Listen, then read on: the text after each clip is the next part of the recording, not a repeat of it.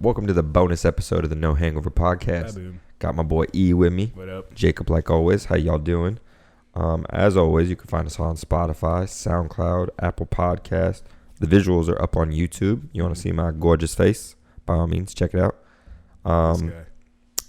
It is what it is.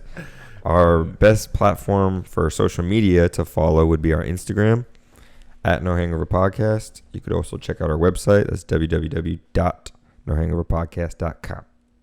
Pow. We'll bring it in with some UFC talk because there was a big fight over the weekend. Heavyweight fight. Yep. Baddest man on the planet.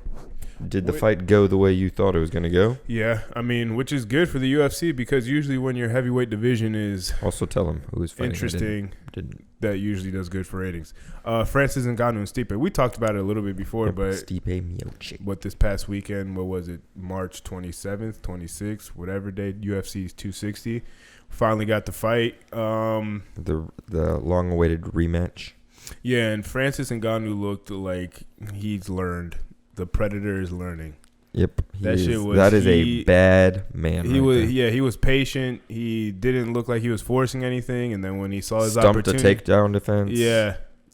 I mean, not only did he stump it, but it was like picture perfect stuff. Mm-hmm. Like put his head down, like sprawled out, like that shit was picture perfect. So put his weight on him. yeah, And he was rocking a good 30 pounds on him, so. Yeah. You could see it. Like, it showed. He was just they were the same size, but, same height, but much bigger man. Yeah, and he just looked like he was the better fighter. Stipe, greatest, he is the greatest heavyweight of all time, but For now. He is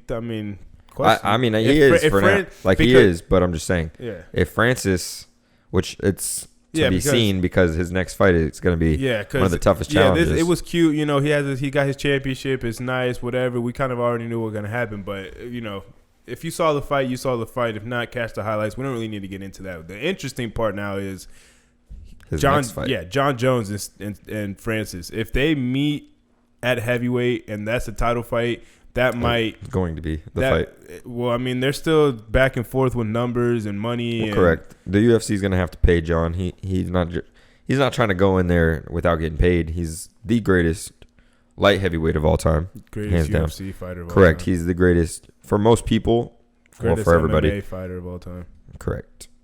So Pound for that pound being right said, they got to pay the man. But that probably has a chance of being the highest viewed pay-per-view of all time in the UFC. Heavyweight has a different allure. Conor McGregor's cool and all. McGregor's cool and all, but heavyweight has a different. When your heavyweight division is on top and you have big fights and big events, it just draws a different type of crowd. I get it. Plus, I mean, John Jones, like we said, is one of the biggest names in the UFC and in MMA, but I wouldn't say he's the biggest name. Conor is still the bigger name. He's just, he did what he did for the sport. He brought it internationally. Mm-hmm. It blew up to heights that weren't even seen possible. Yeah, but granted, Conor is doing his own thing. Him fighting isn't as big of an allure, but you look at the top 5-6 pay-per-views, you see Conor on every single one.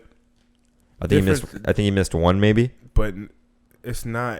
I don't feel. And again, it's Conor McGregor. He draws numbers, but a heavyweight fight between Francis and two guys that are it will be an extreme freaks. Fight. It's not even like they're outliers. He's all 5. He's the top 5. It's not 2 6'4" guys. Both of them are going to be. One of them's going to be well over. Francis Ngannou is going to be over 250 pounds. Yeah, John Jones is probably. He's 260. It's 263 versus probably 243. That's probably what they'll fight at. To be honest, John Jones might. If he bulks up some more, if they're both over 250,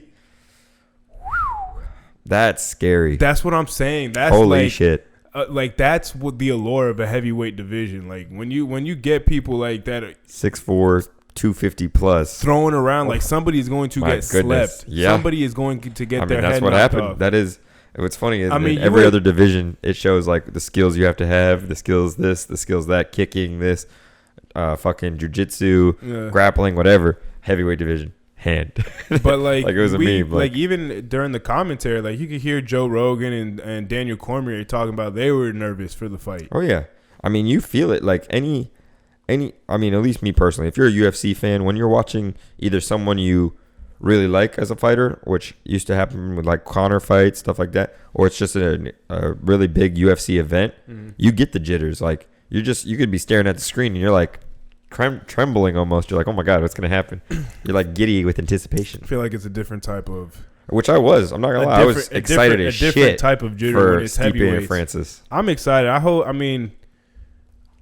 I want to see John Jones win just because... That's John Jones. Yeah, but... I mean, if Francis Ngannou wins this fight, then I feel like he will be the new face of UFC, and he's going to be able to take it to different heights. And again, just for the simple fact that it is a heavyweight division. But I mean, just like I said, like when you like in boxing and and things like that, when your heavyweight division is up, usually ratings are up. Usually that's the highest viewed fights that you're going to get. Correct. Guys like Muhammad Ali, Mike Tyson, a lot. I mean, recently more of the In UFC, more specifically, the lightweight division has the most names.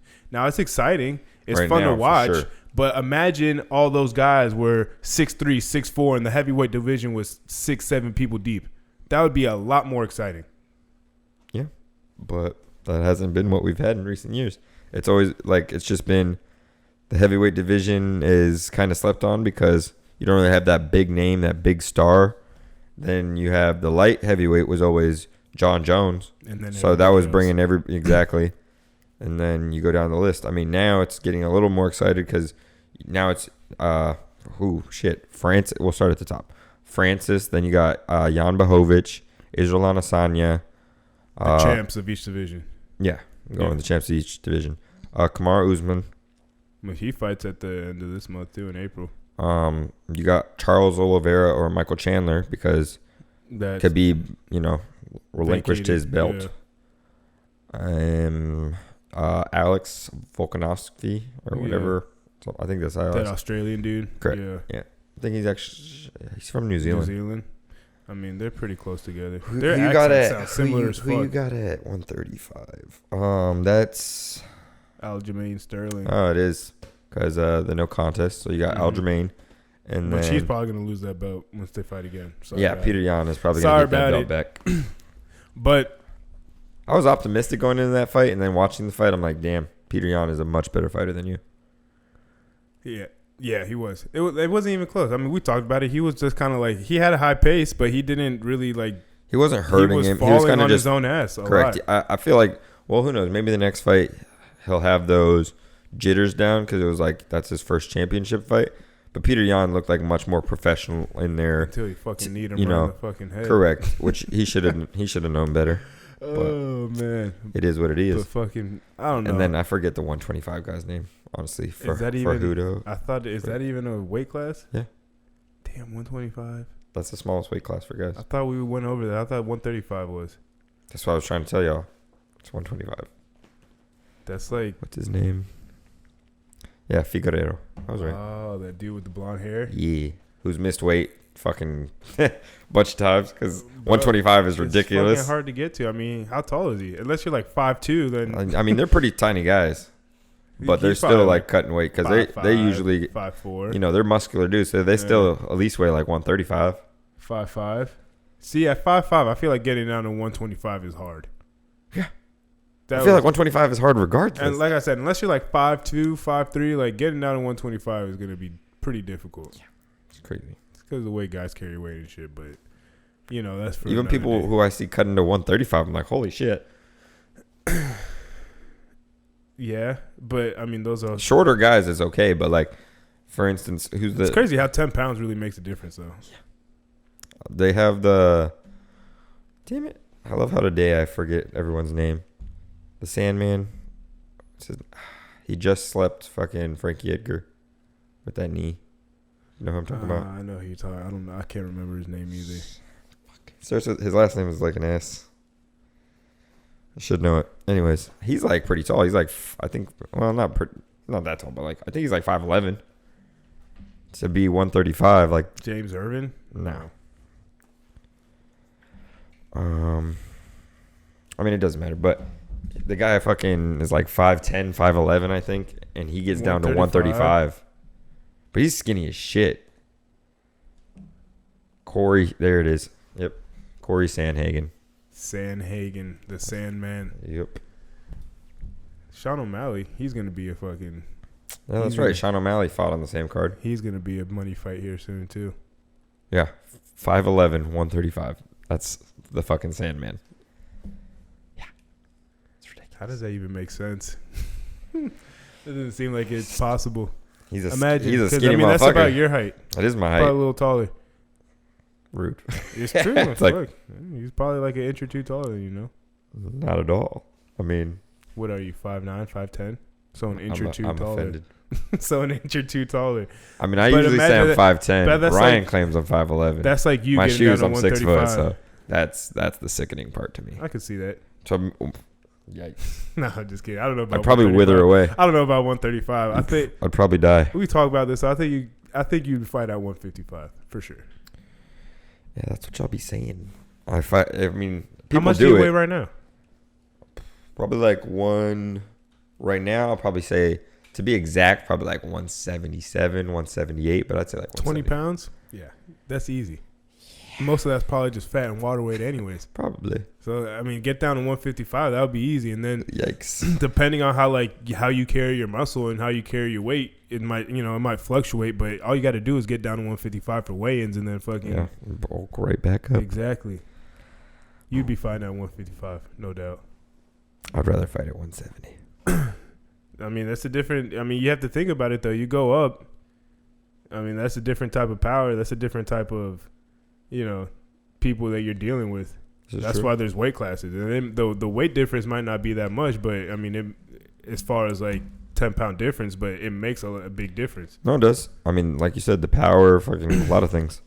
When you're usually dealing with taller fighters too when you go up in weight classes. That also is one big knock on John. Since John is going up, gaining all this weight, you don't necessarily gain power when you gain weight. And John Jones, greatest martial artist ever, isn't really known for knockouts. No, he's known for just fucking you up throughout the whole fight, but he's not known for knockouts. He is relentless though. He goes after. He doesn't really give like he like in the first round he'll kind of feel it out, but after that, I mean, it took Francis 2 rounds to knock out Stipe. Yeah. And Stipe was keeping his distance for the most part, which you have to. But the one time Stipe went into the fire, he was slept. John Jones might have longer arms, though. I'm pretty sure he does. He's got he's more he's a lot better with his feet. He's got like a half-inch leg reach on Francis, and I think he's got maybe an inch reach on him. And he's definitely a lot more technical. He is, but I would also say his legs. I would say his fighting. Francis is a tree. He is a mountain of a man. That is, you can't deny that. He is fucking like it's not fair. That's like, a big guy. He is big as shit. Guy. But I mean, John's gonna have to submit him. You think he's gonna make him tap? He's gonna have to. He's not putting Francis to sleep any other way. What if he gives him a dirty fucking elbow to the face? Francis scares everybody. Like I don't think he'll. I don't think John Jones honestly is scared of Francis. John Jones is not scared of Francis. John Jones knows who the fuck he is. So, I mean, but I'm just saying, Francis is a different breed. He is, but you can't say that he's scared. I don't think he's scared. I'm just saying I don't think he's gonna put Francis to sleep like that. But we haven't seen John Jones. We've seen him at 205. True. We haven't seen him. We haven't seen a motivated John Jones in like 3 years. In a while either. I'd say in like a good 3 years. When was the last fight you think he was motivated in? Fucking the first Gustafsson fight. Maybe a little. I mean, the Thiago Santos fight, he wasn't that motivated. No. The Reyes fight, he wasn't that motivated. Not at all. I don't even think the second Gustafsson fight, he was that motivated. It's been a while. It's been quite some time. I mean, but in all honesty, who in lightweight has really like challenged him that much? Exactly. It looks like he's playing with his food every time he fights because he's just bored. I mean, going up to, and especially fighting a guy like Francis Ngannou, like you got to be on your P's and Q's. It seems like he's motivated. I mean, I follow him a little bit and follow his tweets and shit. And I mean, it seems like he wants it. They just got to fucking pay him accordingly. And Dana White's kind of notorious for trying to shortchange some people. But I feel like John Jones is not the guy you shortchange. Nah, not that big of a fucking card too. Especially exactly like I don't like. and maybe I'm just overplaying it, but like the whole thing that this is in your heavyweight division. Brock Lesnar was the last time that a heavyweight champion really had like that type of presence, and even then he wasn't like there wasn't really this type of fight presented to Brock Lesnar. Not at all. There wasn't this type of event presented to Brock Lesnar. So it's like, if this is in your heavyweight division, fucking cash out. Fucking pay the men what they fucking need to get paid. Because it's gonna do so much better for the sport. Exactly. Make it a fire fucking card. Put all different types of put 3 championships on the line that night or whatever. Do what you do. But like, go all out with this card, because fuck it, you might as well put Conor on there too. Nah, Conor's the main event though. That's just co-main event. Fuck what you heard. He will not. Co-main event. If it's Francis Ngannou and John Jones, they would never put it on the same card. I don't give a shit. But they're not going to put it on the same card. They should. They won't. They should make it. They should do it like they did for Fight Island, like a 3-day event. Conor is the biggest selling person in Conor UFC history. Is a loser. His record right now, losing. He has lost a couple fights, but Conor is still the biggest name, the biggest star of the UFC. Did you see that Michael Chandler? He was saying that he thinks in the Poirier-Conor fight that Conor's going to win. In the rematch? Yeah, in the trilogy rematch, in the third fight. It's possible. I mean, they're not fighting a trilogy if they thought Conor was going to lose again. They're fighting the trilogy because it's a money fight. I don't think it matters if Conor wins or loses. Oh, it definitely matters. We can clearly see that, no, because I mean, you're still arguing the point that Conor McGregor is still the money fight. He's on a losing streak right now, and he's still the biggest name though. If he loses again, he probably has to. You can't really. You just lost a trilogy. It's one thing. Oh, I lost to a new opponent or something like that. You lost to the same guy twice. That's a very bad look. It is. To someone you slept, especially, because you slept him, and then he got slept. Who? Conor. I know. That's what I'm saying. You slept Dustin. Years later, he sleeps you. The first time you've ever been knocked out, too, especially, which is like, oh, shit, I just got slept. That's crazy, right? Wasn't checking the leg kicks, was fighting like a fucking boxer in the UFC. Did not work for him. If he loses again, and especially in that fashion, Conor might have to take some time off from the UFC. If not, retire altogether. He did that already, and he came back and was doing the same shit. Well, I mean, he came back for 20 seconds or 40 seconds with Cowboy. Okay, to my point, then he took another year off before he fought again, and then looked not great. So, I mean, he could take all the time off he wants. If he's not motivated or just not training or whatever it is that he's not doing, and he continues to not do it, then I mean, like I said, I mean, I understand why he draws the attention that he does. I just don't get why people can, I guess as of late, continue to watch it, or he continues to be the money fight if he's losing. Like, because it's still exciting. Give the money to the people that are earning it, in a sense. True, but the way the UFC, at least the way I feel the UFC looks at it, who's brought them the most money? Conor. So who are they going to pay the most? Conor. Because they pay Conor, he's going to come out, he's going to bring them the most money. To add to your point, I understand why it's like, if you're losing Conor, you can't be our guy. Like, we can't promote a loser. Like, we can't. So they're going to promote the trilogy, and it's going to be, Dustin and Conor or whatever, because it's the trilogy. But if Conor loses that fight, that's going to be rough for the UFC. I don't think it'll be rough. I think it's going to be more rough for Conor, because it will be. Conor will probably retire again for like the 10th time. Because how it plays out for the UFC, how they're going to make their money, they want Conor to win this fight. Then they want Conor to challenge for the belt. Because that's like, oh my God. Yeah. I mean, that's exactly what's going to happen. That's why I brought up the Michael Chandler thing, because I don't know if Michael Chandler necessarily... I feel like the Dustin Poirier is an easier fight for Michael Chandler if Dustin Poirier wins. If Conor McGregor wins, I don't think it's a good matchup for Michael Chandler. And that's the funny thing, because I feel like Dustin would wax Michael Chandler. I don't know. I think Dustin Poirier, I mean, shit, I've watched him fight Conor, for instance. Dustin is a monster. He is, but like he slept on he does not get a lot of credit because, he lost to Conor, he lost to Khabib, but before that, like before those two fights, that man is a monster. Granted, he wasn't finishing people, Like, Conor has the highlights. For instance, Conor's left hand is notorious for finishing you. You fuck around, you get slept. There's not been another, like, lightweight like that who does that to people. No one's getting knockouts like that. Even Kamaru Usman, he's not really getting knockouts like that. Not. And he's a whole 15 pounds heavier. Stomping on people's toes. Correct. The Masvidal fight, that's going to be an interesting fight.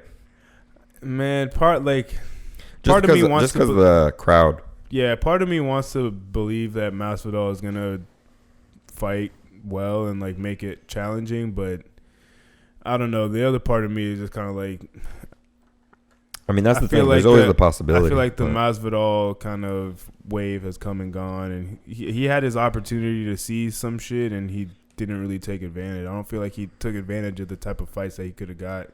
Correct. Or making money like that. They were trying to give him the spotlight. Yeah. Conor had taken the back seat. He took his time off. That's what it seems like. Masvidal had just came off of sleeping somebody, the 3-piece no biscuit to Leon Edwards, like after a fight. So it was like, oh my God, this dude will fight anyone. He's the baddest motherfucker.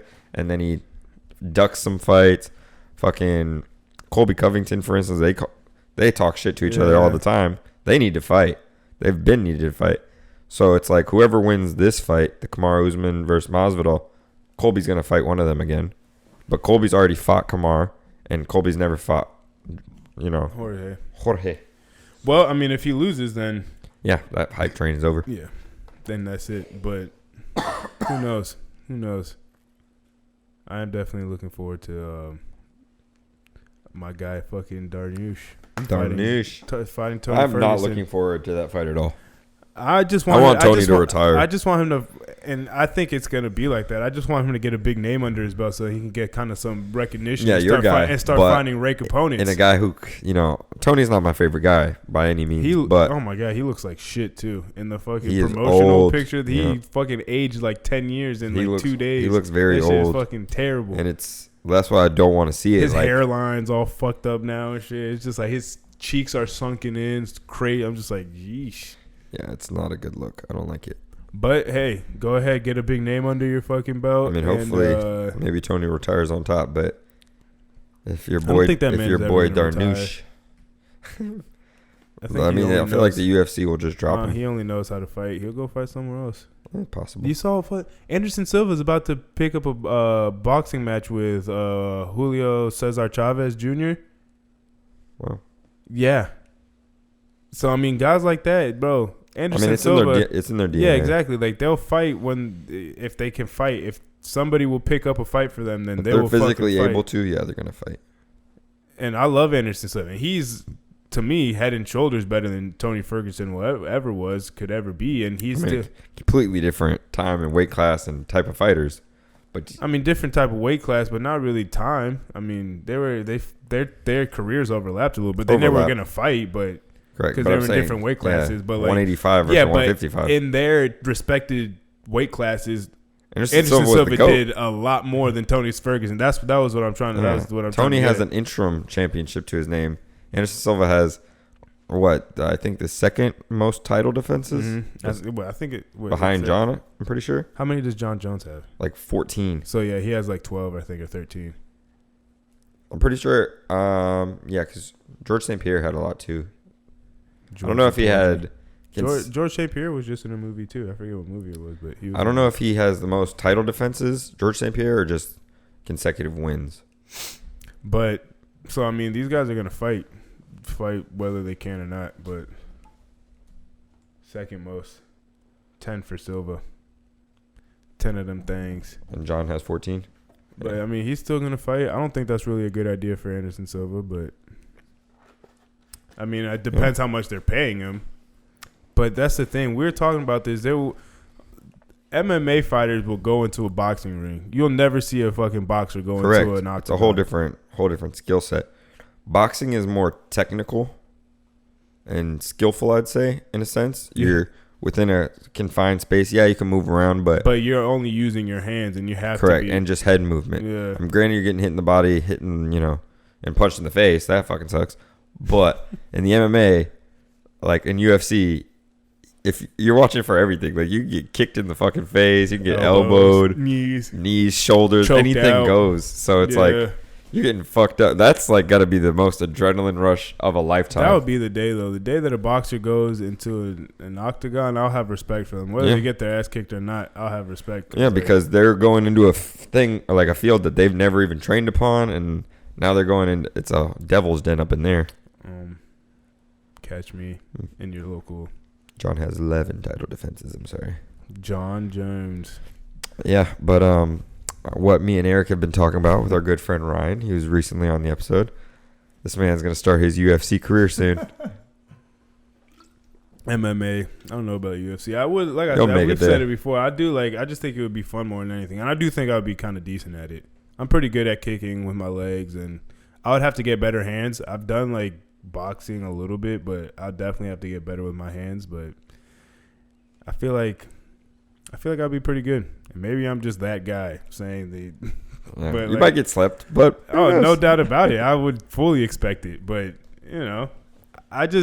the way that I see it is that like I'm not the most athletic guy, but I'm athletic enough, and like if I do something as far as like doing something athletic, doing like picking up a sport, I usually pick it up pretty quickly just because it's like I have the reaction, the speed, this, that, whatever to pick things up quickly.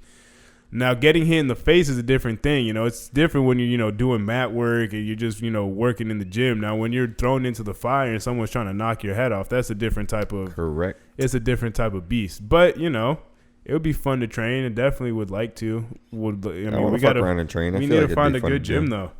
This is true. Because the one that I went to in Jersey, there was a weight room and a jiu-jitsu little dojo right in the same building. So they would lift and then go practice. That'd be pretty legit. So then, because a lot of it is your leg strength. Like your legs have to be strong. A lot of holds, a lot of pulling, and a lot of core strength as well. Yeah, that shit is tiring as hell. It is tiring. I have my 6-pack abs and. But the thing by your birthday, the thing that Ryan was saying is professional. He don't like, and I don't know if I could do professional. We were just kind of shooting the shit, but like professional doesn't mean like I'm the fucking best ever in the world. Professional means someone signed you to contract, you're getting paid to fight. Oh. That's all professional is. So I feel like wilder shit has happened. Yeah, I believe it. I'm not the fucking most athletic guy, but I feel like if I really put my mind to it. When I was talking hella shit, I was like, I'm his cornerman. We got him. I'm going to get him there. He was fucking definitely talking me I was literally the instigator of the whole conversation, and I loved it. I fucking loved every second. Y'all were going back and forth, and I was like, no, he could do it. It's like, Ryan, stop being such a hater. Honestly, but it's hilarious. Shit, if it starts, then we'll definitely fucking vlog that shit. Oh, yeah. You guys can see my progress to becoming a UFC fighter. I don't know what weight class would I fight in. That's really, you're gonna, like I told you, you're probably dropping down to like 185. 185. Unless you want to fight Jan. 205. That's more of your. I feel like that's probably more natural for you. It is because, like I said, like stay at 205. I usually walk around between like 210, 215 is usually what I'm around. Yeah, so then fuck it, cut down to 205. 185 would be like damn near 30 pounds. Yeah, cut down to 205 then. You're just that competition list. Like I said, it's not like my first match. If that would have happened, yeah, I know. Boom, Jan Blachowicz right now. It's like, oh god, Polish power. It's fucking raw. That would be kind of terrifying. That would be terrifying as fuck. Shit, any of us fighting anybody, any weight class right now would be. Bro, I don't care. I wouldn't be terrified of it, but I'm pretty sure they would. 125, 135. Is there a 145? Yeah. I don't care how skilled they are. I'm tossing them around, throwing them around. Don't care. Alex, whatever his last name is, I said earlier. Volkanovski. There he is. I don't think you're throwing him around because you know what's crazy about that guy that he fights at 145. That man weighed over 300 pounds when he played rugby. His legs are fucking massive. Ah, fuck. Well, again, he's a champ for a reason. So this man's legs are fucking like, bro, fuck. Those things are crazy. Like, I don't think you're throwing him around because he's got a low center of gravity, first off. And then he's a fucking he's a champion. Yeah. So it's like, yeah, he's going to kick the shit out you too. Yeah, there's levels to this shit. I'm just talking a little shit. But I'm going to say 145 and up probably could take you. 135, yeah, you could probably take them. Yeah. Because 155 would have been Khabib, Yeah, Habib would definitely fucking choke my ass 170 out. Kamar. Fighting bears. 185 fucking Israel. But I'll piece Israel up. Fuck no, you would. 205, you got Jan. Piece him up. You got Jan, or if you went a couple years back, you'd have had John. So, and then what? You're going to fight Francis? Maybe I'll just fight at heavyweight. Yeah. I highly suggest you don't do that. I'll be kind of short for a heavyweight anyway. 6 foot, 5'11". You would die. They'd knock your head off. Bro, I have unhidden powers in my hands that you didn't know about. I guess, but these people aren't fighting at like no 220, no 225, no 230. These are... Stipe fought at 234. Yeah, but that was the smallest he had ever been. What does he usually fight at? Like 240 something. Okay, yeah. Damn. What would be easier, to put on 20 pounds or lose 20 pounds? I mean, it depends on everybody's body, I guess.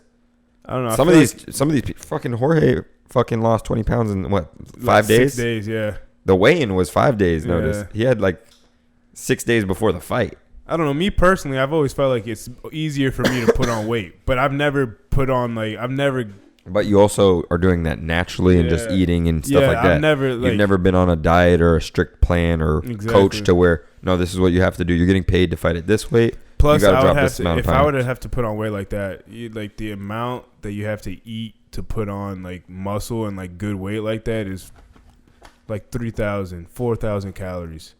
Of quality shit, not no fucking cookies. So it's like sweets fucking like 20 fucking chicken breasts in a day and fucking like eggs, shit. rice. It's just like, oh my god, like because especially like for football, like when you watch these behind the scenes stuff at like college places, like when their diets and shit, bro, force feeding themselves this fucking shakes that they have to eat to put on, especially like D linemen, O linemen.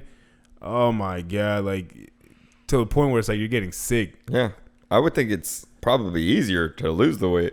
Just dehydrate yourself for a couple of days. Bam, you lost 5 pounds already.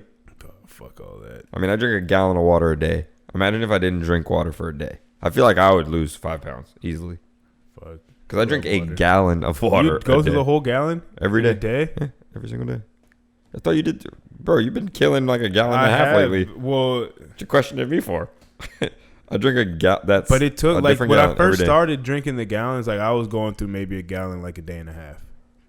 Well, I mean, yeah, now, I've been doing it for like 3 weeks now. Now, I mean, and it's been getting hotter now, so it's like correct. You've been doing it for 3 weeks. I've had what?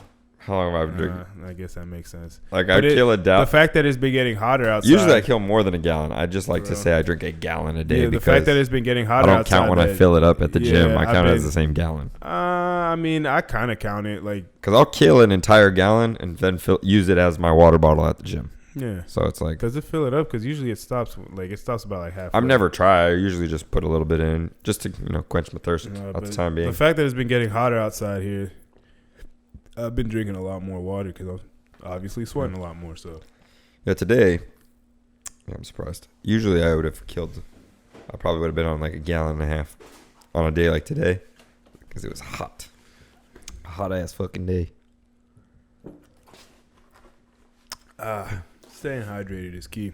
Well, I mean, finish up here a little bit. I would like to say this, though. It's my last day of smoking, drinking, eating. I'm about to go on my grind. Maybe this will be the start of my UFC training. Who knows? Fuck.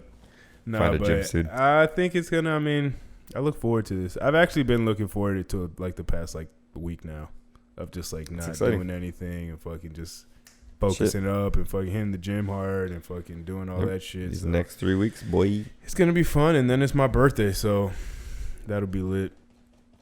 For those of you that don't know, Eric does a good a sober 3 weeks. Yeah.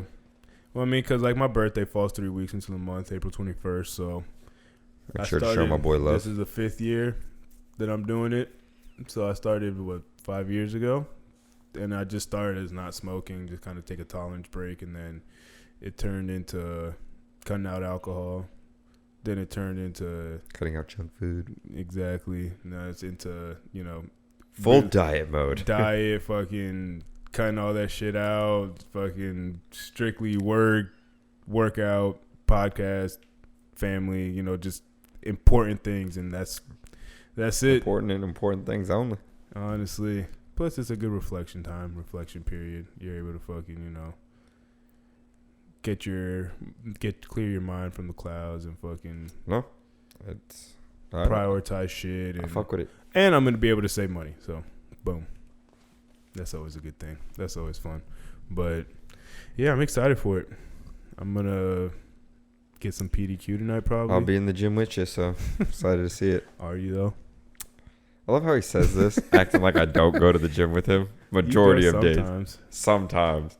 Maybe not with you all the time, but I'm in the gym more often than I'm not at the gym, I'd say. Right, fair enough. Now I gotta fuck with you a little bit. Yeah, no, I get it. Keeps me humble. Make sure I keep going. But yeah, so I'm excited about that, and that's about it. I mean, we'll get 30 minutes into it. You got anything else you want to talk about? Add on? Nah, I'll save that for anything else. Save that for the regular episodes. We appreciate the love. Y'all have been supporting us lately.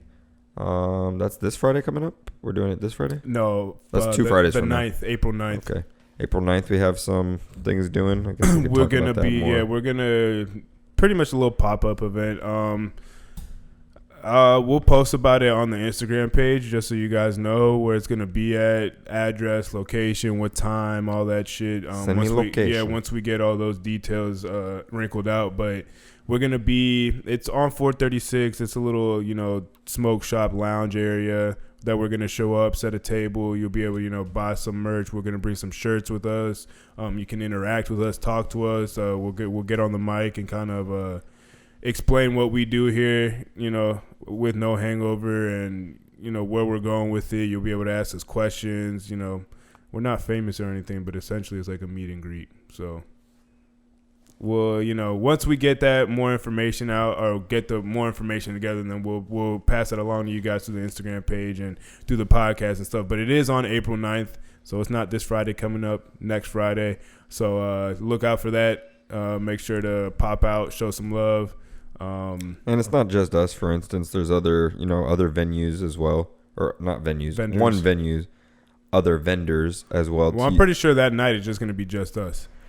Well, then I don't know what the fuck I'm talking about. So come out and rock with us. Like I said, once we get all the information, we'll be able to present it better. And like I said, keep an eye out on the Instagram for that. My personal Instagram or the No Hangover Instagram, one of the two, you'll see it on there. And like I said, we'll be out there. We'll have shirts for sale. We might do some type of giveaway or some shit like that. So like I said, just look out for that. We're gonna be doing more pop-up things like that anyway. So this will be the first of many. Yep. And yeah, I mean, just like that, we're done. Bow. Little fucking extra bonus, No Hangover episode. There'll be more of these. So a lot more. Bow. Stay tuned. Everybody love everybody as always. Peace. Peace.